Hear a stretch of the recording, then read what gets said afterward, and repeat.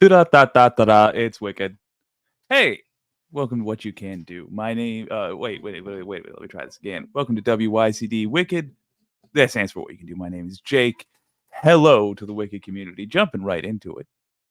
Good to see y'all. Good to see Auntie Corporatus, Mrs. Jen's Cats, Pinker Bell. Here's the deal. Talking about bad cops.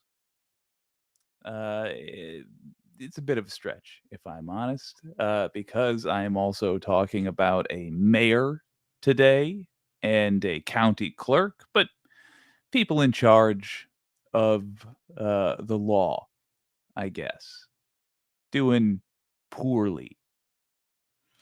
I think there's a misconception from the right about the left, which is that people on the left love Democrats. Not so.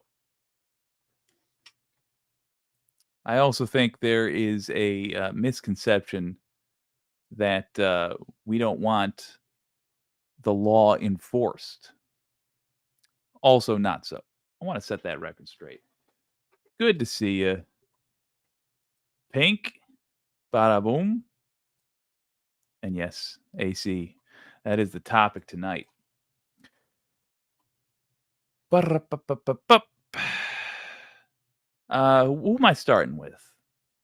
I'm going to start with a message to my attorney general, if and you don't mind. I don't think, between us chickens, that she is a bad cop. But I think she's done bad of late, and it's got to be addressed.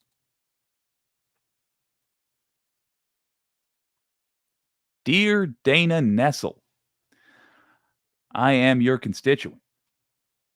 I am one of the people who you're out there enforcing the law on the behalf of. And recently, you disappointed me. And I want to say that it's significant. I want to make it clear why it's significant because in this modern era, there aren't many public figures I even like, much less respect, much less people who I've called heroes.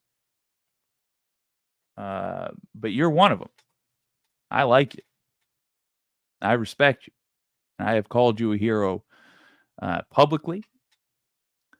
I've called you heroic privately with other Michigan voters. On the channel in which this video was made, I have stated my sincere belief that you would be a better U.S. Attorney General than Merrick Garland.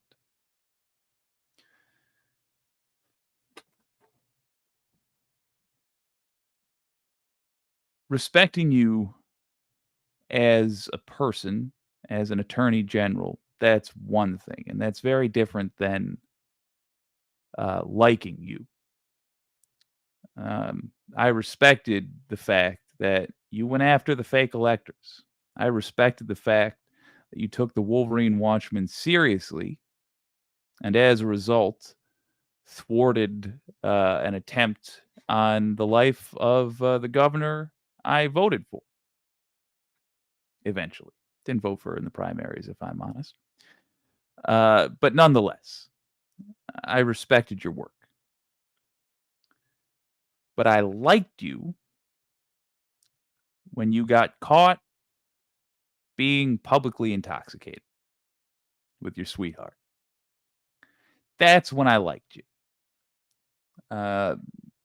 Because you were out at a ball game of some sort and you were drinking beer and you got a little drunk, as so many of us do.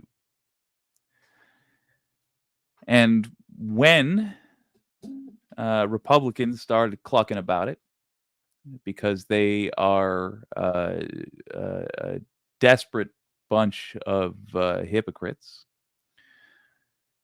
you apologized. You said First, you were very clear that you thought it was silly, which it was. But you nonetheless said, you are the Attorney General. The Attorney General can't be seen flouting the law. You're not supposed to be publicly drunk. That wasn't good Attorney General behavior. In other words, you were a lady about it. You know, all I ask is for my public officials to be ladies and gentlemen. And that's what you were. Part of being a lady and or a gentleman is to be honest. In this era where it feels like, and this is coming from somebody who's on the other side of this power dynamic, the most populated side, it feels like everyone in power is a liar. It's very important to have the people in power be honest.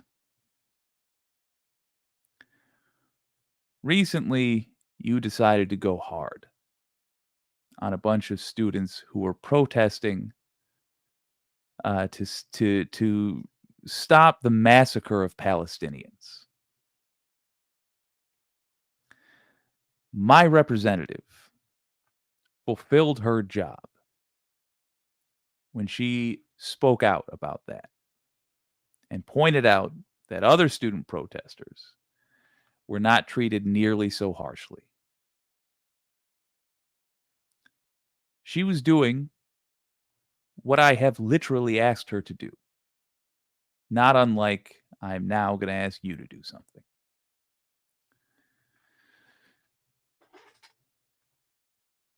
At no point did she suggest that you were motivated by religion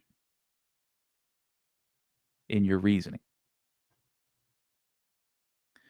Now, I don't blame you for thinking she did. You're the Attorney General of Michigan. I imagine you're busy. If all you saw of the coverage of this was what CNN said when they interviewed Gretchen Whitmer, it would be understandable for you to think that Rashida Tlaib brought religion into it, but she didn't. CNN lied. It's plain and simple.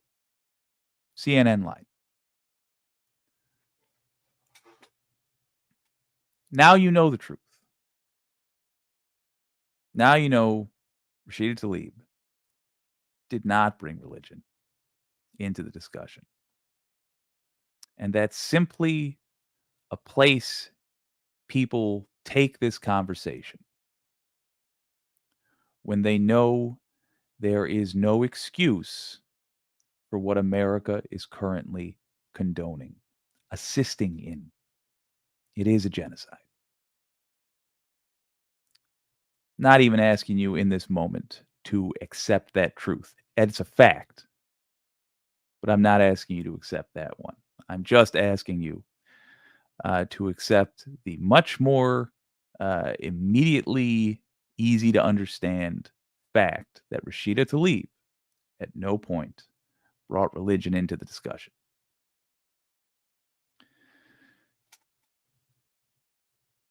Dana Nessel, I would like you to show the country that you are who I said you were,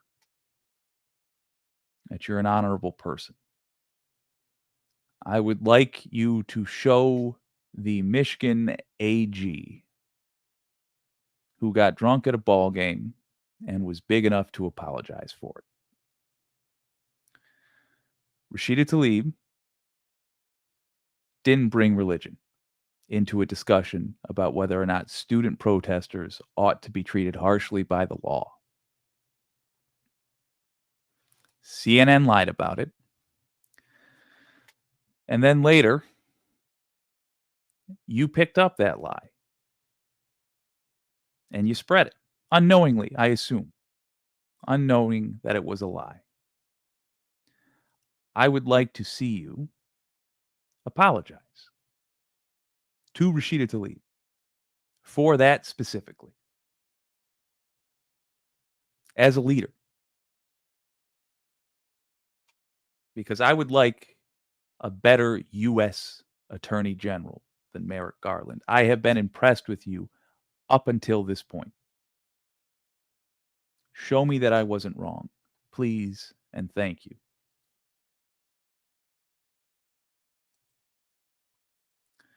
That was an open letter to Attorney General Dana Nessel. I can only hope that the email that I send with the link to that recording, once I upload it, doesn't get auto flagged.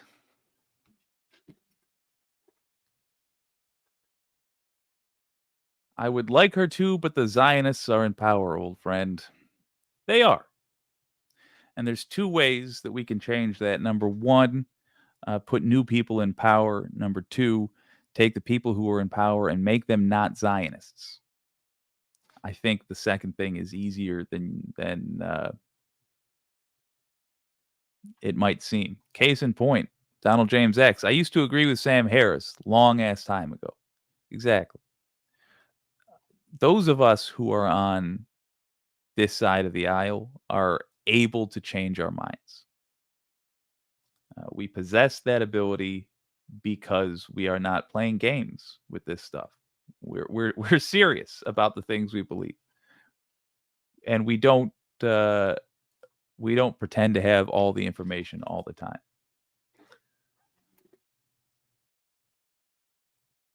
Donald James X, but now I know that all fundamental religions are all bad. Yeah, fundamentalism, if you get to the point where you can never change your mind, I think is a problem for sure. Well, Shade Dragon, Dominico, Elaine, good to see y'all. Talking about bad cops today. One, unfortunately, was Dana Nessel. I don't actually think she's a bad cop. One, because she's not a cop, she's the attorney general. But also, I don't think she's bad. I think she effed up. I think she's a Michigan attorney general with a minimal understanding of international politics, because that does not have much to do with her actual job. I think she saw a CNN interview and didn't question what she was seeing. That's, as of now, what I hope to believe. I thought before I get about 5 or 6 Michiganders together to start an email campaign, I thought for my own well-being that it might be decent to do an open letter to her and try to talk with her directly. She is a surprising woman. It would not surprise me as much as with others for her to hear an earnest, reasoned argument and decide to change her mind. We'll find out.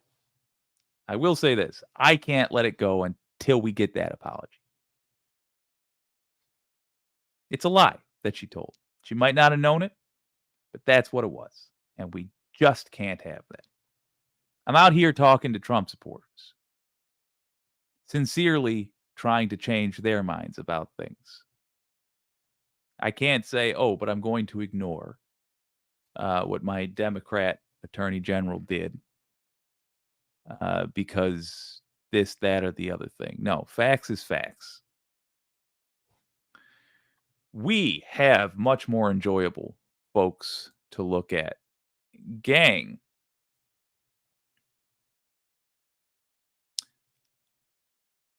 Let's have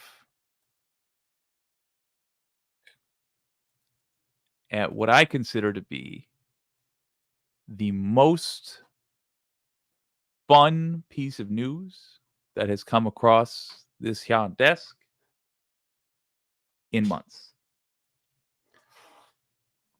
I have to share the screen in order to do this. There it is. Oh, yeah. Oh, it's Tina Peters, baby. I also want to talk about Eric Adams in a little bit because that's been just a hoot and a half. But I thought we would look through this here together so that you guys can see what I'm hoping for in terms of judges coming up.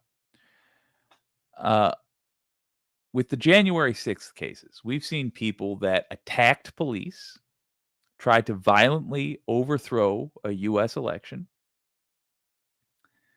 and, brought a rebel flag into the Capitol, smeared feces on the wall of the Capitol. We've seen people like that get 4 years, get probation, get 6 months, so on and so forth. It has been pathetic. I mean, no wonder we have hordes of delusional Trump supporters out there. No wonder we have them saying that, oh, this is all just a game the Democrats are playing. Well, it sure looks like that. If you don't follow the details of any of these cases because the truth hurts and you're just waiting to see what the conviction is or isn't, and these people who are said to have participated in a coup get a handful of years as their sentence, well, of course you don't take it seriously. Why would you? Then we have people in positions of power, like county clerks, because they are MAGA and therefore have no morals, have no ethics, are basically selfish villains. We have those people just continually flouting the law. We have those people continuing to deny reality. You got Mike Lindell out there consistently saying, oh, the election was stolen and I can prove it tomorrow. And tomorrow never comes. Finally, one of these people has got what I think of as a proper punishment. Let's have a look at former Mesa County Clerk Tina Peters getting sentenced after she was found guilty of interfering in an election. Sentencing in Miss Peters' case. Before I get into my comments, I'll enter a judgment of conviction consistent with the jury's verdicts as to counts 1, 2, 4, 6, 8, 9, and 10.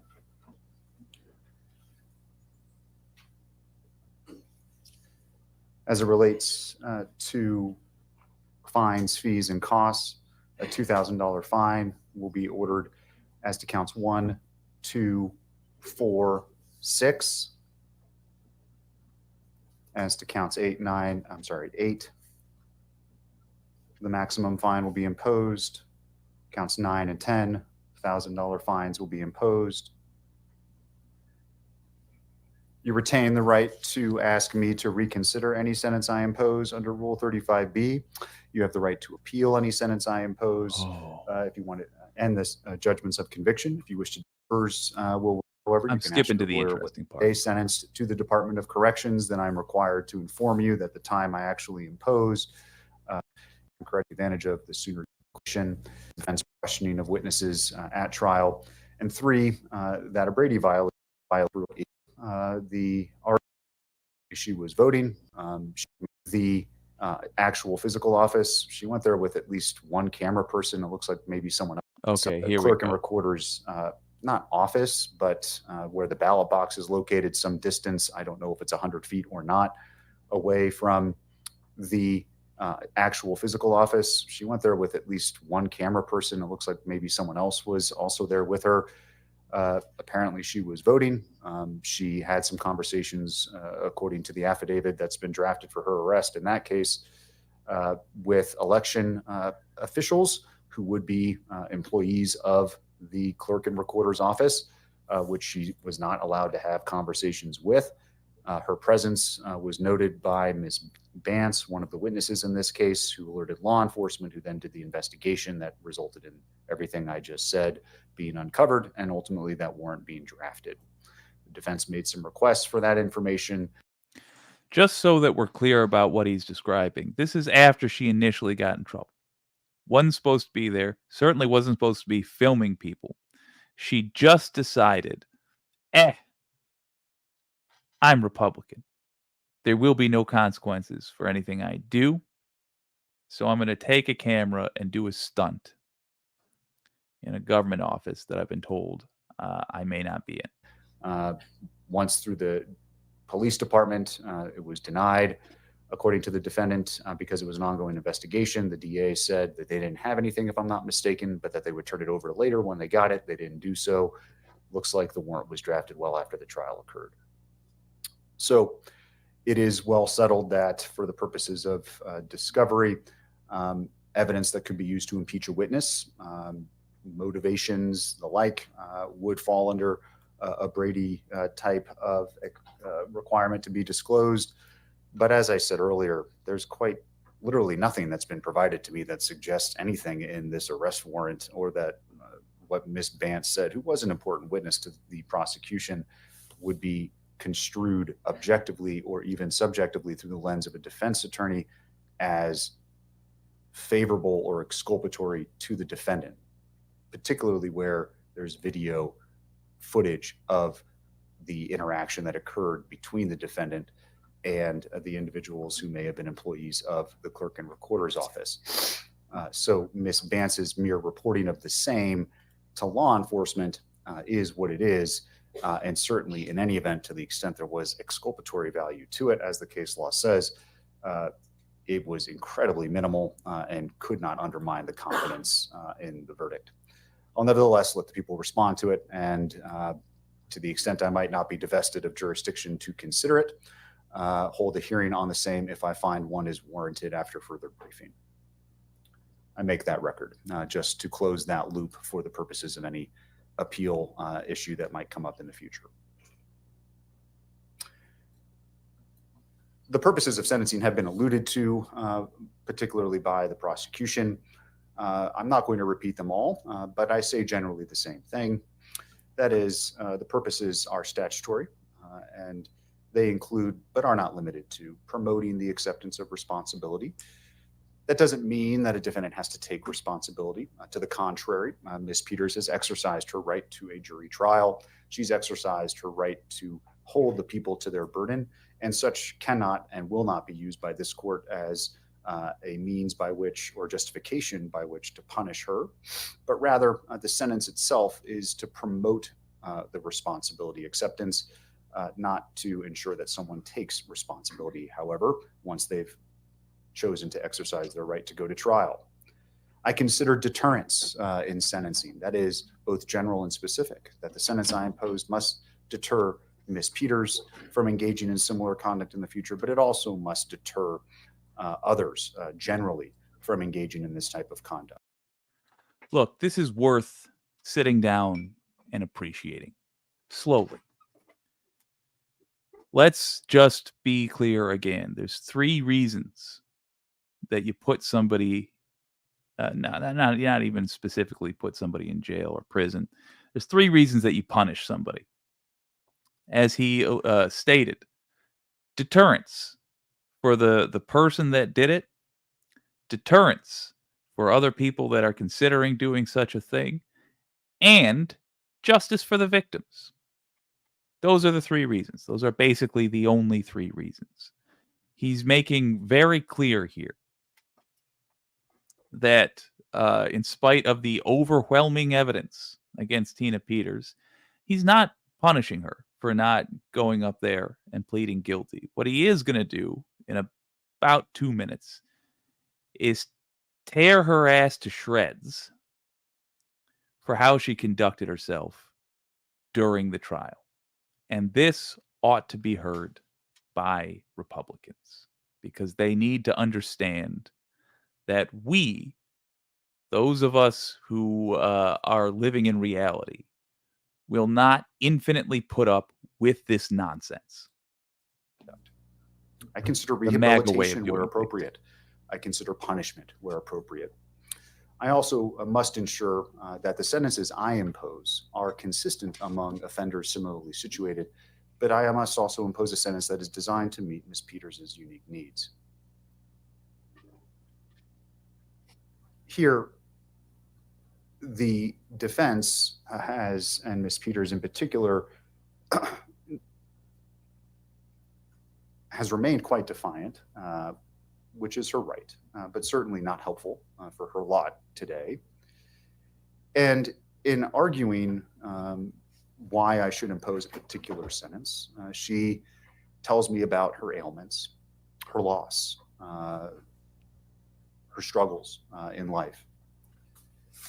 But in reality, for those of you who may have been here earlier this morning and seen some of the folks who've occupied that chair before Ms. Peters, there could be not much in the way of a comparison in terms of the type of sympathy one would extend to Ms. Peters. Those folks didn't have 4 lawyers representing them.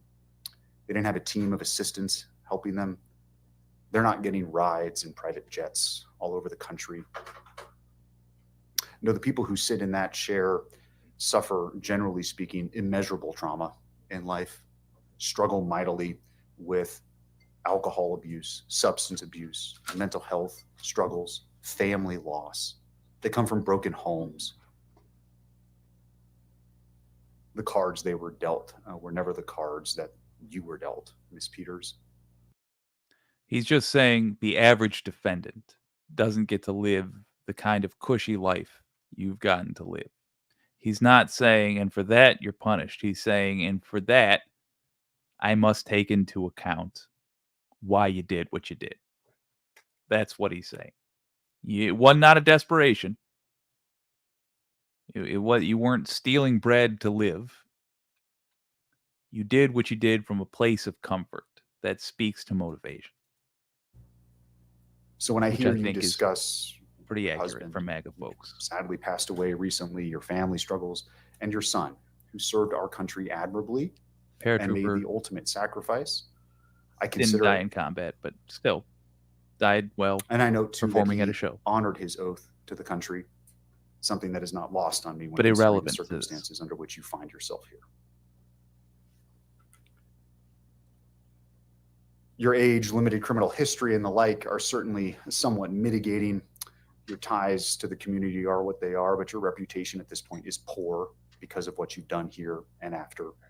Your lies are well documented, and these convictions are serious. I'm convinced you would do it all over again if you could. You're as defiant as a defendant as this court has ever seen. Boom. By the way, Jacob Chansley, aka QAnon Shaman, went into prison contrite, saying, "Oh, I see. I was misled. I was misled. I was tricked. People told me that Trump won, but I was wrong. They let him out early for good behavior." Then he started a podcast where he lies about the 2020 election, and he recants his recanting. In other words, he learned nothing, and he's continuing to harm the country for money, for fame. That's what he's doing. That's who MAGA is. They are liars. They are dishonest people. It's a movement of tongue-in-cheek, wink, wink, say whatever you need to say in order to get away with doing something harmful to somebody else. In my experience, that's all MAGA is. That's it. Cry bullies. And consistent, constant liars. That needs to be taken into account when these judgments are put out there. You can't say, "Oh, you're part of this political movement, and so I'm adding 10 years." But you can say, "I see your behavior. I see how you conducted yourself from when we started having business together to when it ended. And because all MAGA folks cannot help but lie. That's how they've been trained to conduct themselves. That's what this cult's personality is. You cannot ignore that behavior just because it is also associated with a political movement. And this is the first time I've seen a judge not ignore that behavior. It's fantastic. We're in the good part. Let's get to it. You don't have those histories of drug and alcohol abuse. There's no lifetime of trauma, not even close to the type of mitigating circumstances I would see from many folks who sit in that chair. No, to the contrary, Ms. Peters, you are a privileged person. You are as privileged as they come. And you use that privilege to obtain power, a following, and fame. And to be sure, there's no doubt in my mind that it's exactly what you wanted, and it defies all sense of common sense to believe when you suggested to me a few moments ago that you didn't want this attention. No, you crave it, ma'am. And there is no one in this courtroom who would consider that to be anything other than the absolute truth. But to get to the point of what it is that you did here, it's my impression distinctly that you never took your job of clerking particularly seriously. Boom. You didn't complete the certification. One scandal after another followed you in your time as the clerk. And ultimately, it was a belief that the echo chamber in which you live couldn't be wrong, among other things, that led you to do what you did here. This thought process, unfortunately, seems to consume so many in our country, regardless of race, gender, political affiliation, or the like, that what it is we hear and think can't possibly be wrong.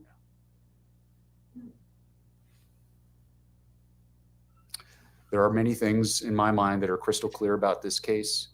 You are no hero. You abused your position, and you're a charlatan who used and is still using your prior position in office to peddle a snake oil that's been proven to be junk time and time again. In your world, it's all about you. But at bottom, this case is about your corrupt conduct and how no one is above the law. No one in this country has absolute power. Your position as a clerk and recorder, a constitutional position, does not provide you with a means by which to do your own investigation, to not listen to the judiciary, to not listen to the executives higher than you, to not listen to the legislature who sets the law as it may be. This is nonsense.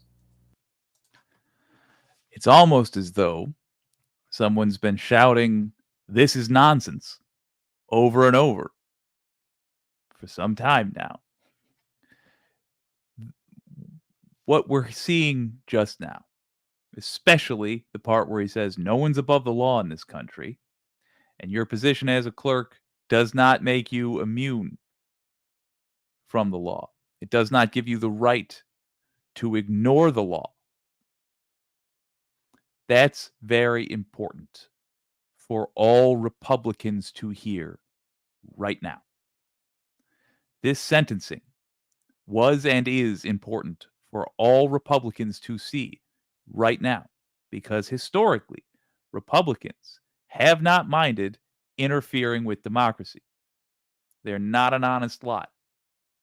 There was a consent decree signed in the early 90s, I think, late 80s, that they had to sign, which ended prosecution for them for basically terrorism, for posting armed people up at the polls to try to intimidate voters with guns. They wanted to avoid a scandal. So they said to the court, we will not post anybody up. There will be no Republican poll watchers because we acknowledge we cannot be trusted. The Brooks Brothers riot in the 2000s, that was to stop the counting of votes in Florida, which ended up showing that George W. Bush shouldn't have been president. But Democrats, being what they are, buckled and said, just let them have it. Just let the Republicans have the presidency. Donald Trump just tried a coup. Armed mob stormed the Capitol, shouting, "Hang Mike Pence."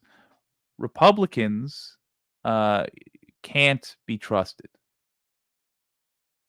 At least they can't be trusted to act decently out of decency. But they are a superstitious and cowardly lot, so seeing Tina Peters actually get punished for her behavior, which is no different than the way, frankly, all other Republicans behave. She's just Carrie Lake without the media training. Seeing her get 9 years is important because there's going to be a lot of county clerks who are Republicans and therefore do not have morals and are asked by the state party, who was asked by the national party, in a criminal conspiracy, which may or may not actually get prosecuted. There's going to be a lot of them in 4 weeks who have to make a decision. Will I break the law tonight? Will I interfere with the election tonight? I want them to think Tina Peters.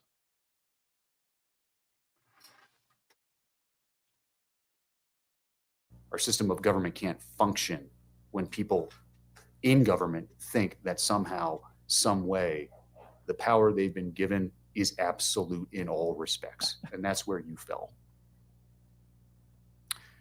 You have no respect for the checks and balances of government. You have no respect for this court. You have no respect for law enforcement. And you do not have respect for your fellow colleagues when you were a clerk and recorder who weren't lockstep in your beliefs. Indeed, just weeks before trial, you were apparently doing what I mentioned earlier, that is over at the clerk and recorder's office where you're not supposed to be, violating the protection order by speaking to employees of that entity with your camera crew in tow.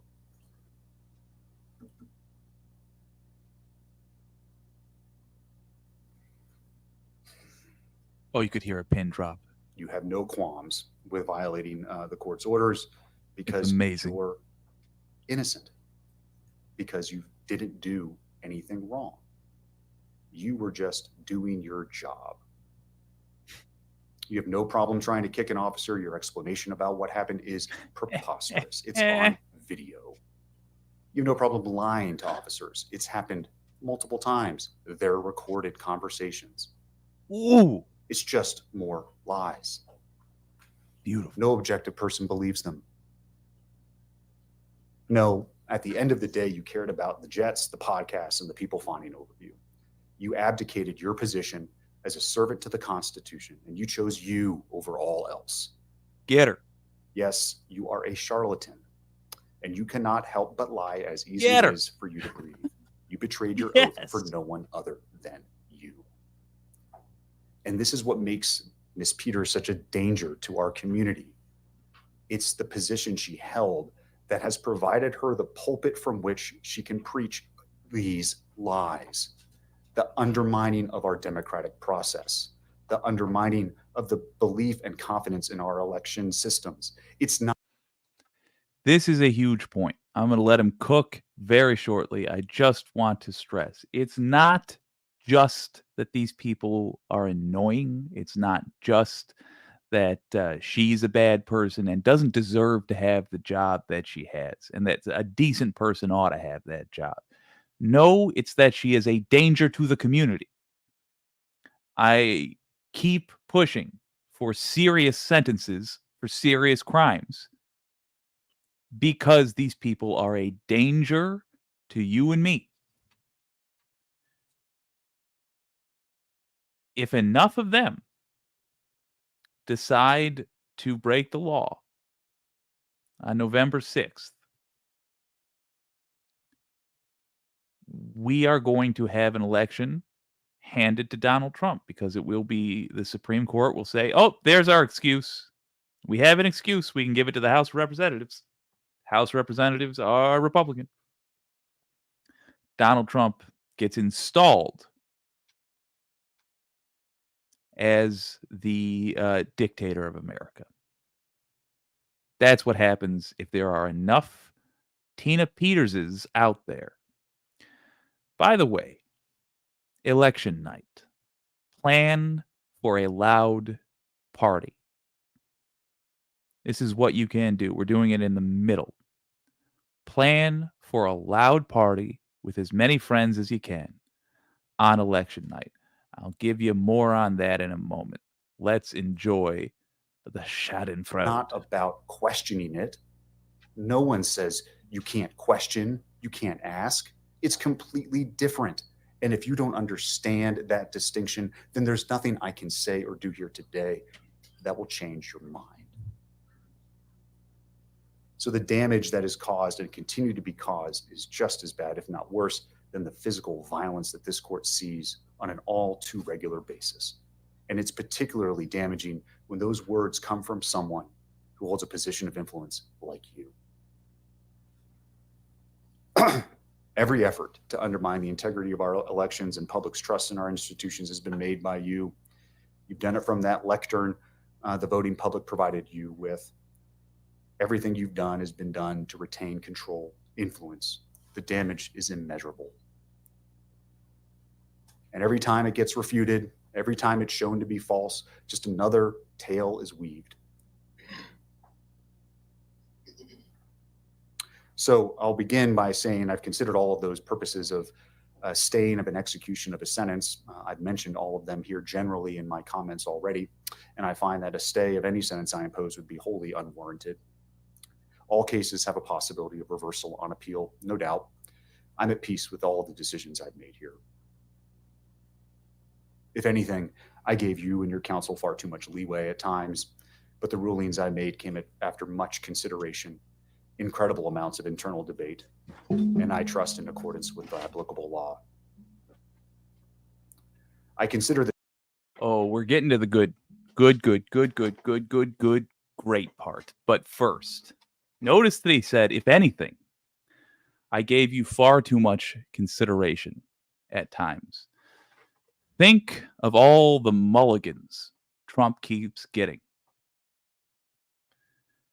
I said Michigan is a good microcosm for the rest of the country. I believe that to be true. But this court right here is a good microcosm, a little diorama of what's going to happen with Trump, assuming he loses the election as these cases proceed. Judges have a finite amount of patience. They are used to being respected, as they should be, because in a court of law, they're in charge. That's the reason they wear the silly-ass robe and get to carry around a hammer. For fuck's sake, Trump has made a mockery of the U.S. judicial system. An example will be made of this guy. Once America says firmly for a second time that we don't want him in charge, and he does not get a pass on criminal behavior from us, the courts will be forced to either endorse his behavior for all future defendants to be able to point to and say, I can behave this way, he got away with it, or come down on him like a hurricane. It is coming. And it's going to sound a hell of a lot like this. The sentence here in this case what are available to me. Probation. Community corrections wasn't requested, but it wouldn't be an option in any event, and an incarcerative sentence to the Department of Corrections. Probation's focus is rehabilitation. That is for folks who have minimal criminal histories, low LSI scores like you, Ms. Peters, but where punishment isn't really on the table. It's about putting someone back in the community who's not a risk and giving them a chance to correct those things that brought them before me in the first place. Community corrections, which again isn't available, but nevertheless I'll mention, is another option that I could still order. It's much more stringent than probation, but it's not prison. And it's for folks who have even higher needs. Again, drug addicts, alcohol abusers, and the like. And prison is for those folks where we send people who are a danger to all of us, whether it be by the pen or the sword or the word of the mouth. Yes.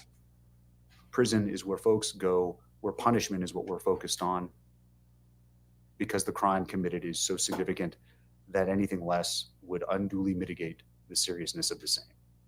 Yes. I mentioned before, there are no mental health concerns. Let me just underline the sentence he just said.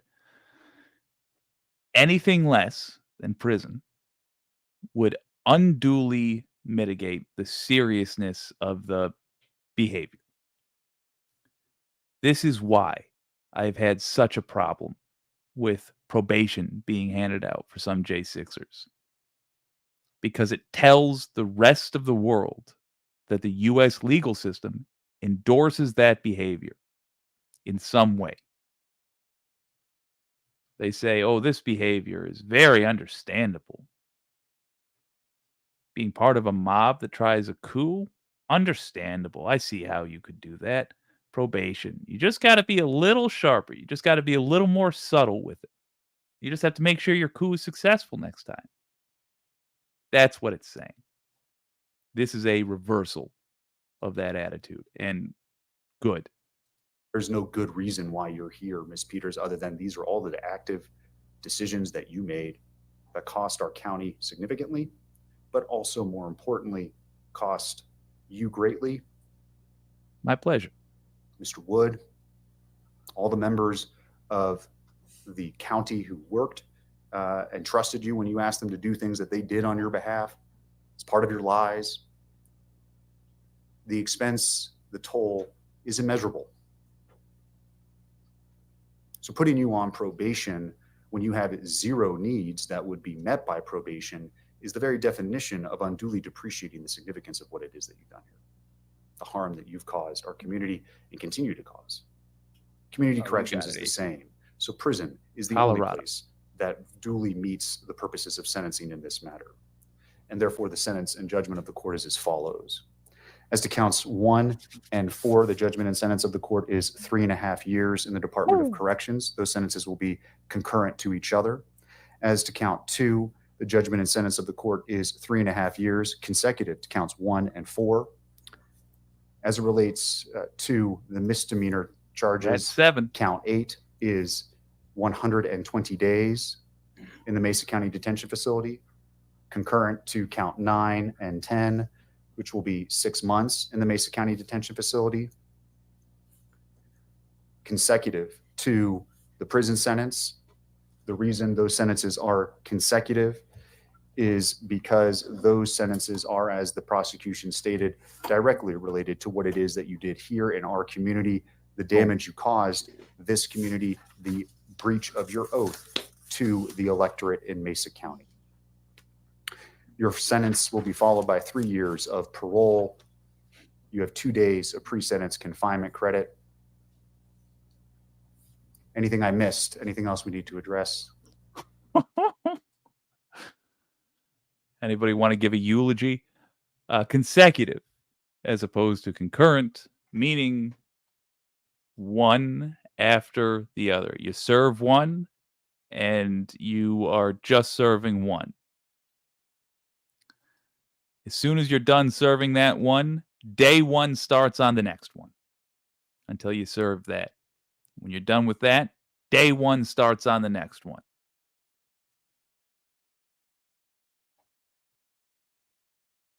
Judge, 9 years. You missed a sentencing on count 6. Oh, I'm sorry. Count 6 is criminal impersonation. That's also consecutive. That's 15 months to the Department of Corrections. And the cost So it's 8.5 years total, plus the 6 months for a total of 9 years of incarceration. And I think the only other thing is the cost of prosecution, Your Honor. Is there an objection? You are, but most folks don't. Actually, in this community, likely most folks are aware of it, but some folks may not be. So yes, that is the difference. The cost of prosecution, Mr. Case. We can set it for hearing if you need to. Yeah. Well, The lawyers. lawyers realizing he did not mitigate much. But I don't think there's much he could have done because his client pretty much brought this on herself. Shade Dragon. I'm a prison abolitionist, but as long as we're locking people up. Yeah, I'm the same way. I want to make a kinder U.S. justice system, but I in the one we have, I'm for behavior being treated proportionally. In other words, I think we should be nicer to everyone overall, but we should also be clear about what is the worst behavior in our society. I do not like that somebody gets caught with a baggie full of drugs for personal use and can be thrown into prison for a decade for that kind of stuff.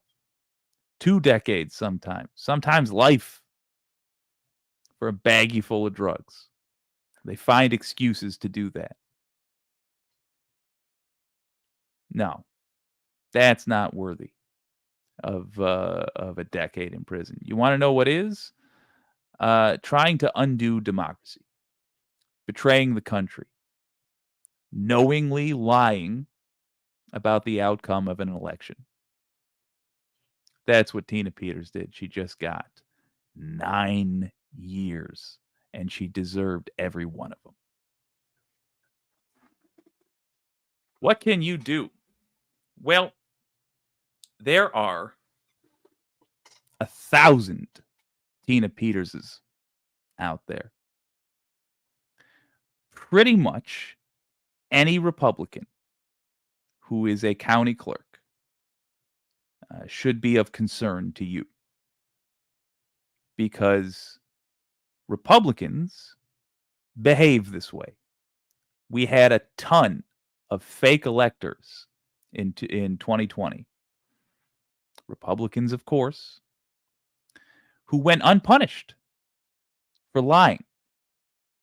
They're not currently sitting in prison. In fact, a lot of those fake electors are still going to be electors.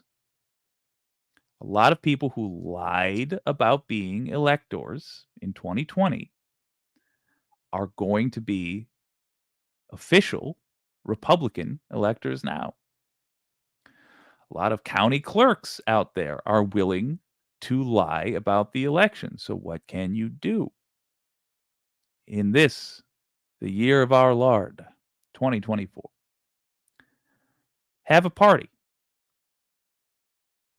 Plan a party for election day.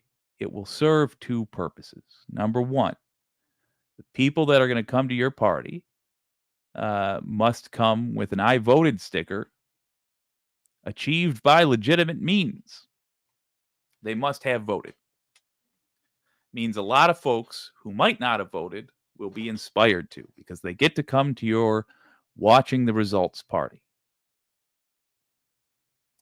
Thing number 2 that it's going to do,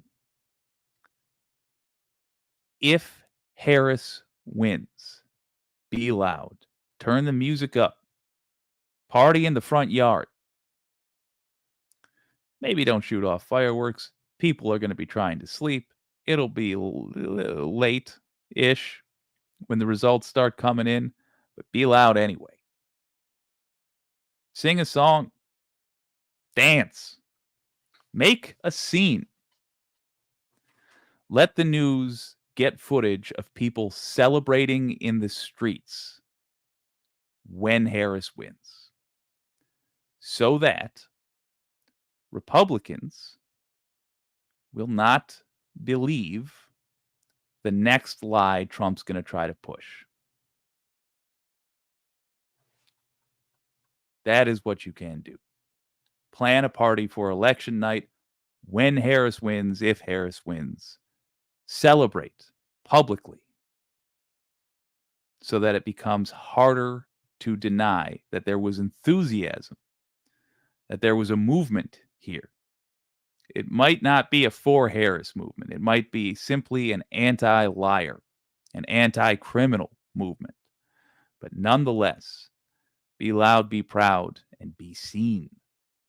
That is what you can do. Tinkerbell, look, my neighbors explode stuff several times a week. I think I'm allowed. Boom, then you are.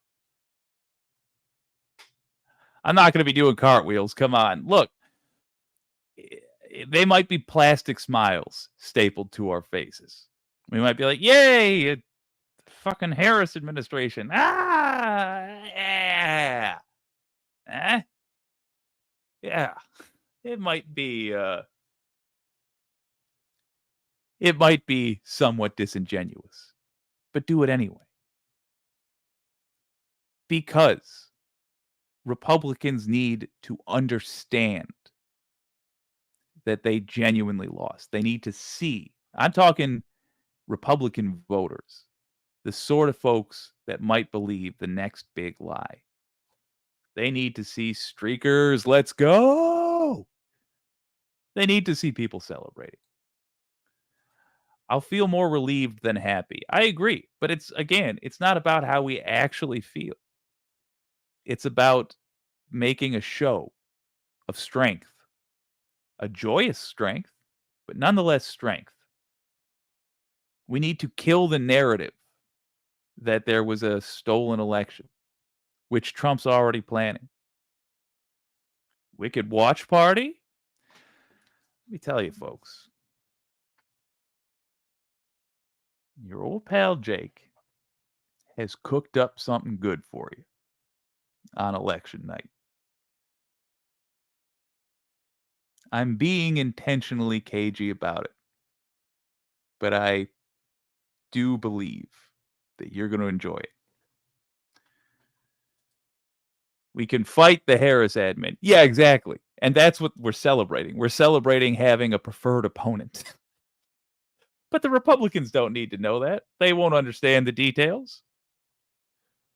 David Martin Graff, I know Trump was president and I know Biden was president and Harris vice president, but I view this election as the first one in history where a career politician... Oh, I see what you're saying. I know Trump was president and Harris is vice president, but I view this election as the first one in history where a career politician isn't running. Interesting. I would love to know your reasoning for that, because I would have thought that Trump would count as not a career politician in 2016, but maybe he tried other shots at it before. He was just a failed politician. Shade Dragon, I'm not thrilled about Kamala. We're returning to bare minimum decency, or at least finding a back to it. It'll be a slog. Yeah. And I think, look, the good news is, if Kamala wins, then we get to divide up the party.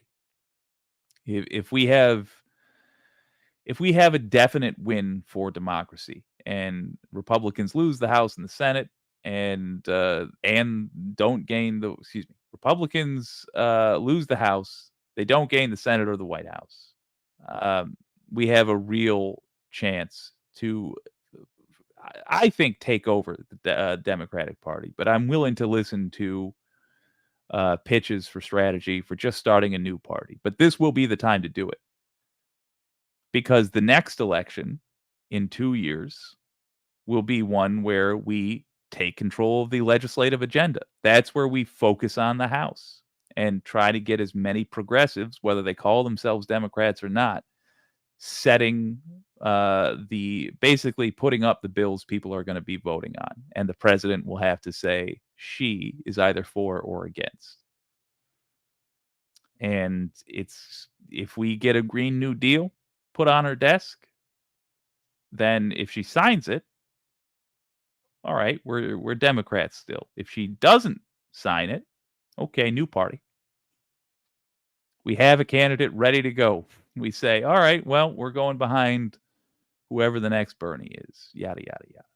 That's the kind of stuff we can do. But first, and it's a game of pressure. It's fun problems to have.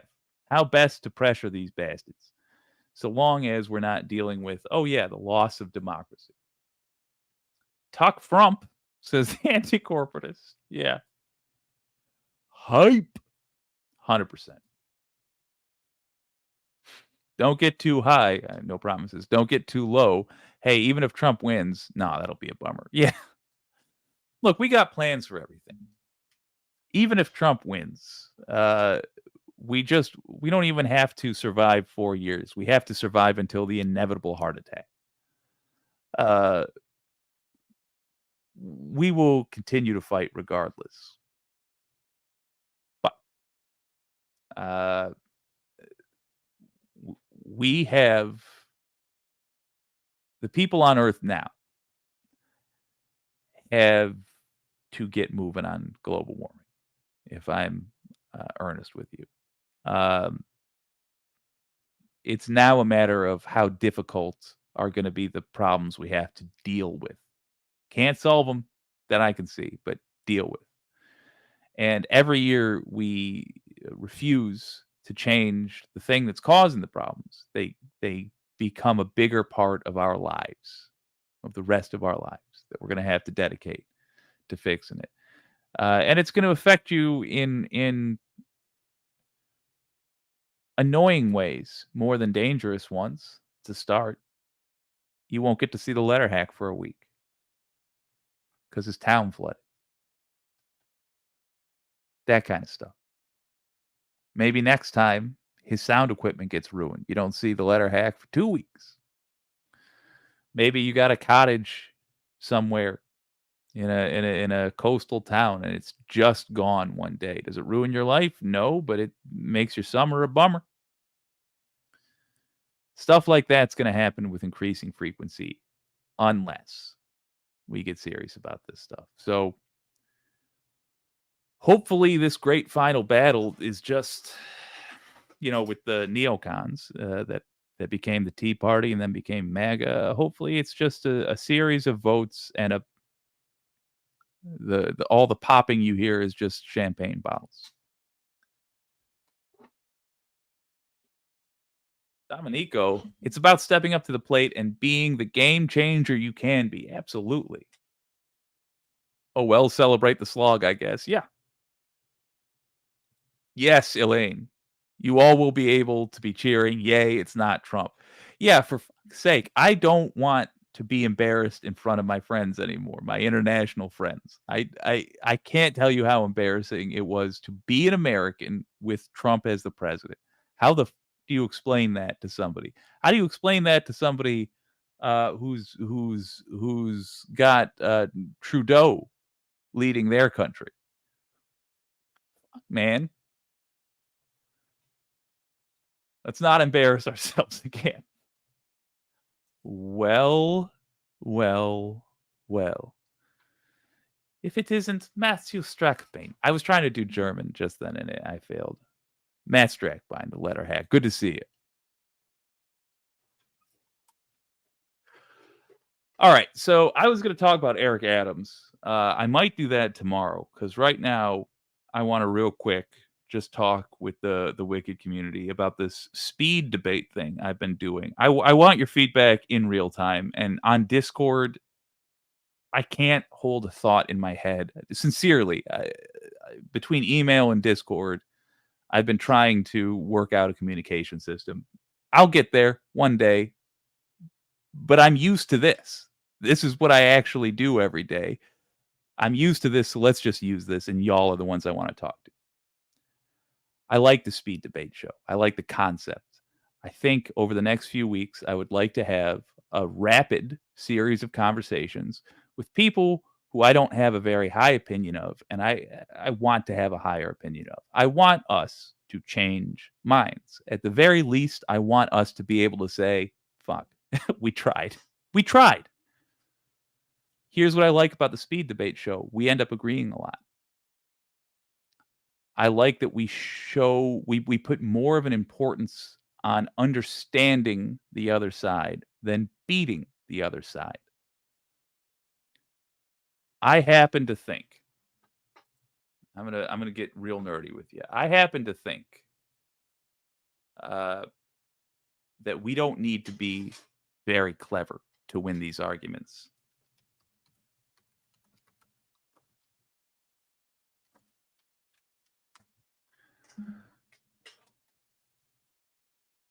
Do. So you broke the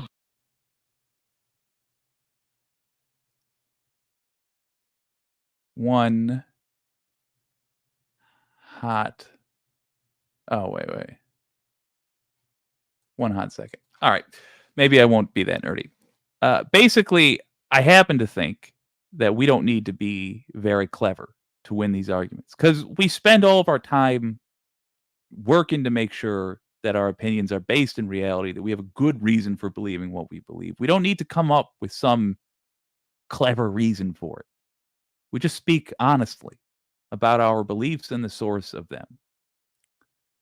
So, this format of 230, 30, 230, 30, I think that's good. But here's where I need your help. It's missing something. It gets boring after that first round. I think. It's directionless at that point. There's no end. And I found at least, I end up just looking for reasons to continue to disagree. Where next? Where do we go next? That's my question. You do 2 minutes and 30 seconds of somebody opening up, ideally. Then we have a host respond with a 30-second summary of what they said. That's pretty good. Then they respond in 2 minutes and 30 seconds with a counterpoint. The other person summarizes that argument, and then where do you go? What would you guys want to see next?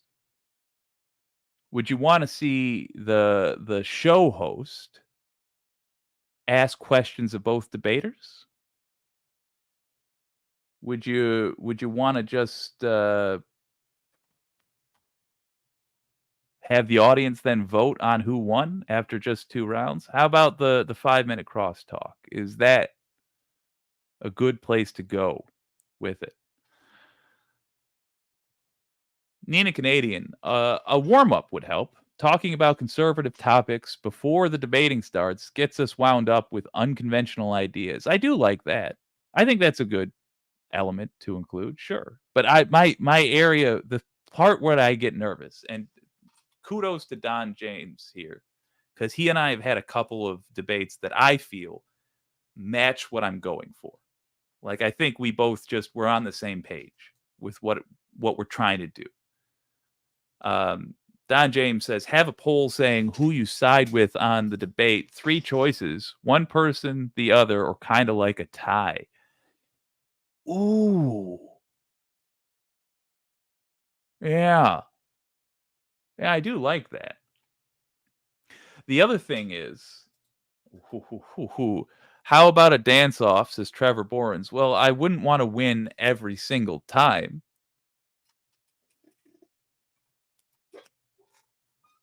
Yes on the audience poll. I like that as well. Has anyone seen The Adventures of Baron Munchausen? Yes, and I have tried to build the sniper from that movie as an RPG character multiple times, and I'm never satisfied with it. But yes, I love that movie. It's a Terry Gilliam flick. All right, I like the idea. By the way, thank you guys for doing this impromptu jam sesh with me. I like the idea of an audience poll. I like that, giving it that being where it ends. There is still that thing, because the goal here, I want it. I. All right. How about this? We have a golden snitch rule, basically, where if you convince the other side, you both win. You just automatically both win. I like that. I like the idea of incentivizing agreement and not only incentivizing disagreement. I want to find that TFS clip.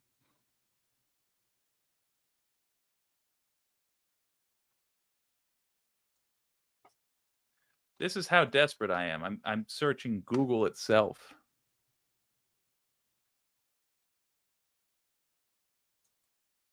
I literally Oh, why does Google suck now? I actually know the answer to that. I'm disappointed. All right, perfect. Sell. Love the ring to that. I'm going to enjoy wearing down the knuckles on these gloves. Okay, I know that wasn't. I'm gonna find this clip. I don't care how ruined the flow of the show is.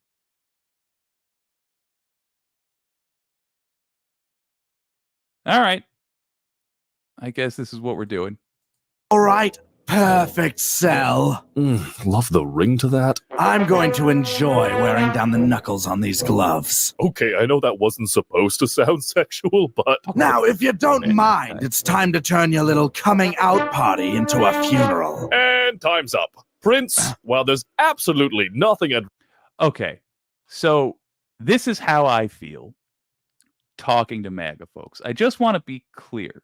When there's some criticism leveled fairly by Melanie, for example, at the fact that the structure of this is not designed to stamp down on nonsense arguments.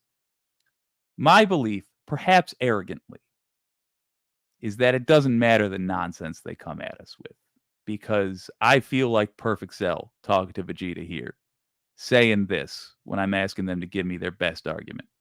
rather do than stand here and listen to you bluster at me till the heat death of the universe. I literally have a million better things to do. So here's the deal.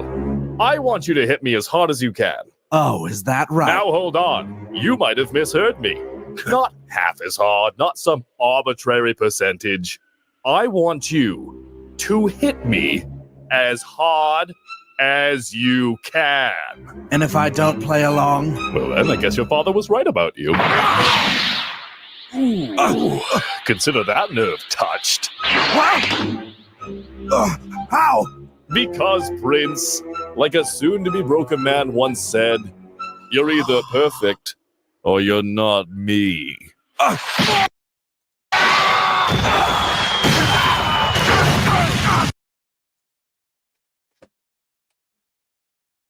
Oh, Lordy Lou. Yeah, I just think that our arguments are better because they're based in reality, and we can let them hit us as hard as they can. And I think, hope that this is a good format for a show. We will try the audience poll to vote it along. I'll say this. The next one of these that I do, which is likely going to be multiple episodes tomorrow. By the way, I understand if you got to turn off notifications for like a week or whatever. I know. I'm trying to get this thing out quickly. I also, for other reasons, want to have ready-made content very quickly turned out. But during these next few debates, feel free, as the audience, as the Wicked community, to suggest ways we could do it different while the show is going on. Because I want to make the best possible product in a very short time. And the product I'm making is for you, ultimately. I'm going to clip it for other people. But the actual show, that's for you guys. So let me know what you want. Cosmo time. You're quite correct. And you're also quite correct. I'm a dramatic bitch. But like Donald James X, I want the two versions of Team 4-Star. I want that interaction against MAGA folks. I do genuinely enjoy that. Ooh, Marianne Holt. Thank you very much for the $4.99. I appreciate it. But the other one I want is what you and I had. You know, and I dishonor myself by forgetting his name, but the fellow who had the nuclear conversation with me, I let us down in that conversation because frankly, he convinced me halfway through and I should have just acknowledged that. I should have thrown in the towel when he won. He won that.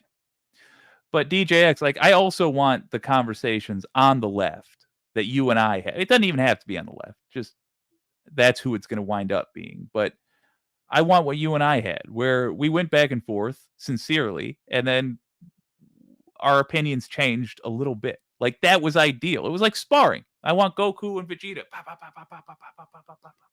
You know, that animation loop? That. Thank you again, Marianne Holt, for the $4.99 super sticker. I do appreciate it.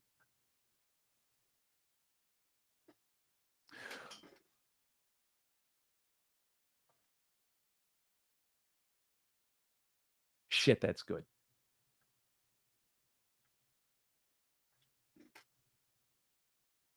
I have to go bug Matt Strackbine. This has been I literally almost just said my old station. This has been WYCD Wicked. That stands for What You Can Do. DJ X just had a really fun idea.